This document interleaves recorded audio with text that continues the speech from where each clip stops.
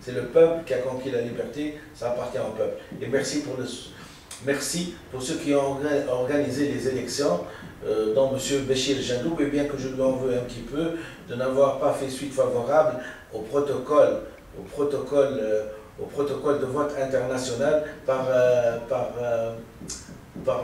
portable. Parce que ça aurait été bien, même pour l'esprit. On aurait été les premiers à élire dans notre constitution, hein, et à élire nos députés par portable. C'est-à-dire on rentre, non, la première étape, elle est bien, mais le contrôle aurait été bien si ça aurait été contrôlé par l'ONU, par un organisme international. Juste en faisant un petit SMS. Bon, ça c'est ce qu'on appelle la cerise sur le gâteau. Bon, donc je termine. Le grain de sable. Donc le grain de sable c'est quoi? C'est l'acquis phylogénique qui a été découvert, qui changea le visage du monde, qui civilisa 1 milliard d'individus dans le monde et stoppa la machine internationale et non moins infernale de la corruption. J'ai donné des liens et j'ai démontré que le langage et ce qu'on parlait avant étaient intimement liés à la corruption. Hein? Ce sont des gens corrompus qui ont essayé d'empêcher un peuple d'accéder à la liberté. Ce sont des gens qui ont mangé dans tous les râteliers. Hein? Pour pouvoir mettre un peuple au pas. Hein? Ils passent la Dolce Vita à Carthage et nous dictent des lois, nous imposent leur justice. Et là, ça a changé. D'accord? 2 dictateurs, maintenant 3. Celle de Zine Abidine Belani et celle de Hosni Moubarak sont déjà tombées. À qui le tour maintenant? Donc je réponds, pour actualiser le texte, il y a eu le lynchage du colonel Gaddafi par son peuple. C'était dramatique à voir. C'était dramatique à voir, de lynchage. Mais comme j'ai dit, philosophiquement parlant, je me demande si ce n'est pas le rétablissement d'une certaine justice. C'est la justice de Dieu aussi. Il ne faut pas oublier. Donc, insurrection généralisée du 14 janvier 2011 est-elle spontanée, fruit du hasard ou expression d'un désir refoulé et interdit d'une population en désespérance chronique, objet d'un système politique où toutes les revendications, même les plus essentielles et les plus élémentaires, sont interdites car tabous.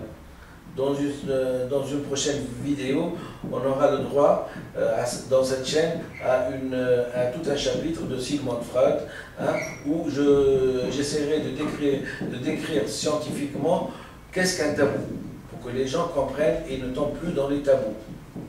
Et oui, c'est ça. C'est la loi de la civilisation. Hein? Un peuple primitif se soumet à ces tabous et un peuple civilisé ne respecte plus les tabous. Il est civilisé. Il s'envole de ses propres ailes. Voilà. La révolution tunisienne est une révolution culturelle. Donc, c'est déjà à partir du 14 janvier 2011 que je racontais ça. La révolution tunisienne est une révolution culturelle qui vise le changement de langue, c'est-à-dire une langue moderne, reconnue par l'inconscient, qui permette à des millions de personnes de réaliser leur désir le plus profond, c'est-à-dire de se développer. Mais est-ce vraiment un acte spontané et inopiné qui a commencé à la suite de l'immolation par le feu de Mohamed Bouazizi, ou cette tragédie est-elle l'arbre qui cache la forêt? Vu la rapidité de la diffusion d'insurrections, nous sommes portés à croire que la foule, tel un seul homme, s'est levé subitement contre l'injustice que représente ce drame ou suicide public. C'est un suicide public et la révolte était expliquée par ça.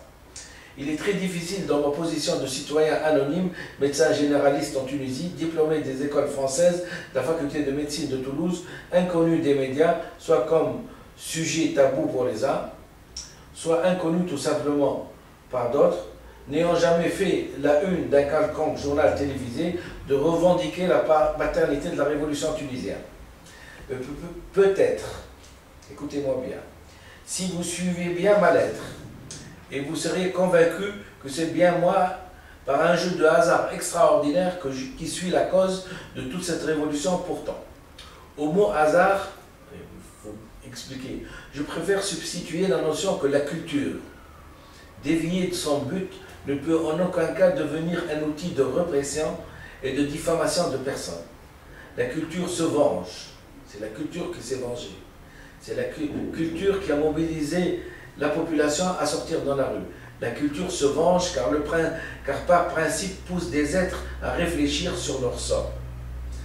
Et je pense que c'est cette réflexion qui a été la mobilisatrice, la fédératrice et le fer de lance de la population pour se révolter, confirmant la maxime « tel est pris celui qui croyait prendre ». Je suis donc ni un politique, je fais partie d'aucun parti, d'aucun syndicat, d'aucune organisation, ni parlementaire, ni sénatoriale ou autre, même sportive. Pire, je n'ai jamais pris la parole en public. En fait, si je devais me définir, je dirais que je suis un scientifique qui aime résoudre les problèmes qui m'entourent de façon rationnelle et pragmatique. Je suis donc un passionné des vérités scientifiques. Vous comprenez très bien que si je ne me suis pas présenté, et il n'y avait aucun... je ne me suis pas présenté à l'Assemblée constituante, c'est parce que je devinais que